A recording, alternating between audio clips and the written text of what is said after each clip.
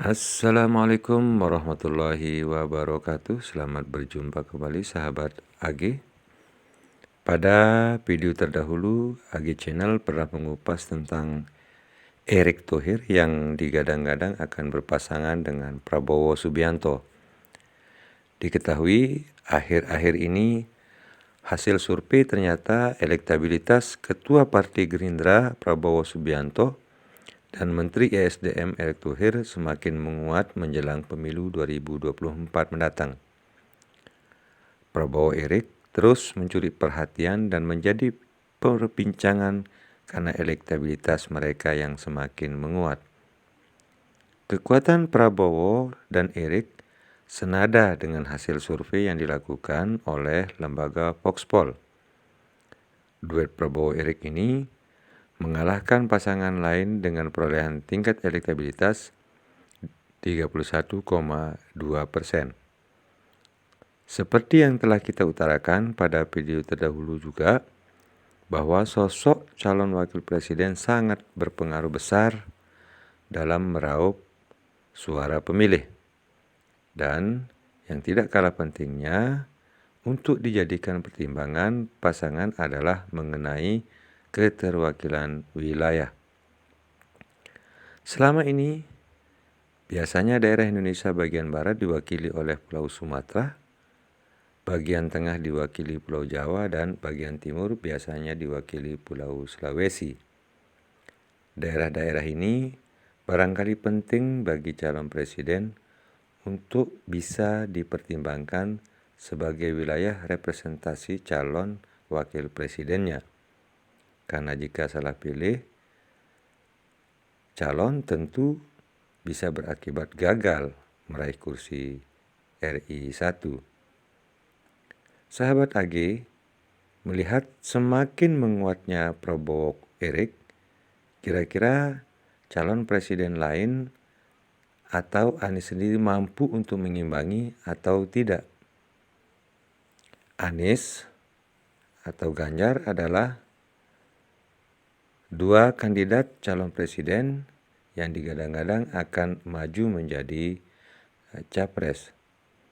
Khusus untuk Anies sendiri, dia harus bijak dan lebih mampu mempertimbangkan dan mencari calon yang berpotensi mendulang suara sebanyak-banyaknya untuk meningkatkan elektabilitas pasangan kelak atau agar bisa melenggang menjadi RI 1.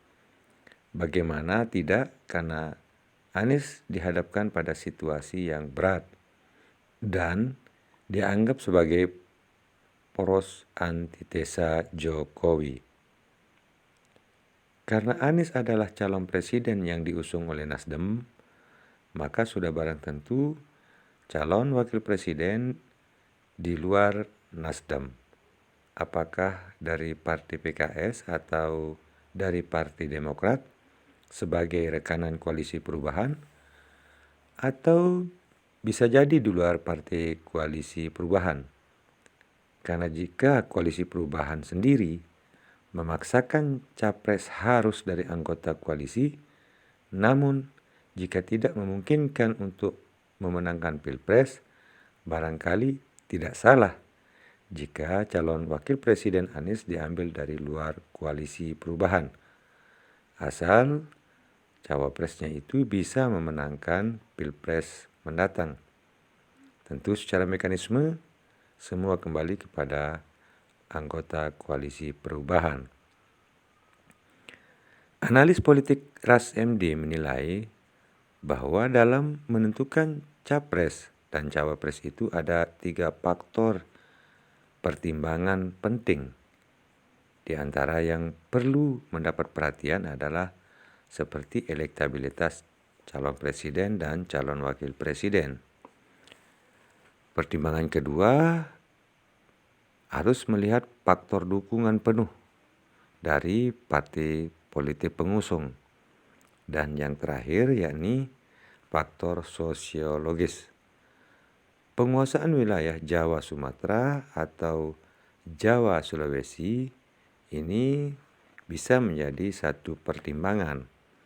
Namun terkadang faktor sosiologis tidak begitu diperhatikan bila mana sosok calon presidennya memiliki elektabilitas yang kuat.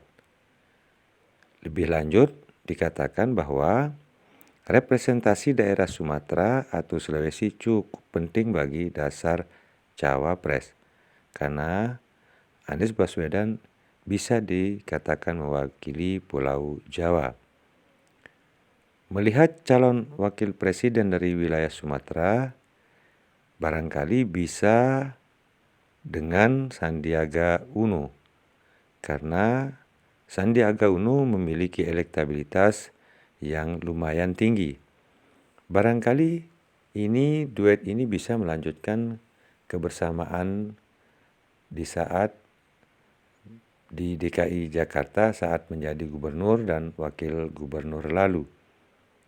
Atau jika diambil dari wilayah timur, wilayah Indonesia bagian timur barangkali bisa menggandeng Tuan Guru Bajang Zainul Majdi, yakni politisi Demokrat yang kini berpindah haluan ke Partai Perindo. TGB juga bisa mewakili unsur ulama. Dengan segudang kemampuannya, beliau telah menghantarkan beliau untuk menjadi gubernur NTB selama 2 periode berturut-turut. Selain sosok TGB dari wilayah timur, ada juga yang diharapkan untuk mendongkrak elektabilitas Anies, yakni Yusuf Kalla sebagai penggerak utama Anies di wilayah timur Indonesia. Meski kita ketahui bahwa Yusuf Kalla adalah politisi Golkar, namun diduga jika Yusuf Kalla akan memperjuangkan Anies untuk bisa melanggang menjadi presiden pengganti masa jabatan Jokowi. Kalaupun cawapres berasal dari Pulau Jawa, barangkali Anies bisa menggandeng Ketua Umum Demokrat, yakni AHY, atau bisa juga Gubernur Jawa Timur Khofifah dan Ridwan Kamil, yakni Gubernur Jawa Barat sebagai capresnya Anies. Nama-nama ini masuk dalam bursa cawapres tahun 2024 hasil beberapa lembaga survei. Sahabat AG, ini sedikit ulasan tentang beberapa opsi menurut kami buat Anies dan cawapres lainnya. Hal ini bisa menjadi bahan pertimbangan baik terkait dengan kewilayahan, elektabilitas maupun dukungan partai-partai. Bila ada pesan sahabat AG, silahkan tulis di kolom komentar. Demikian dan terima kasih. Wassalamualaikum warahmatullahi wabarakatuh.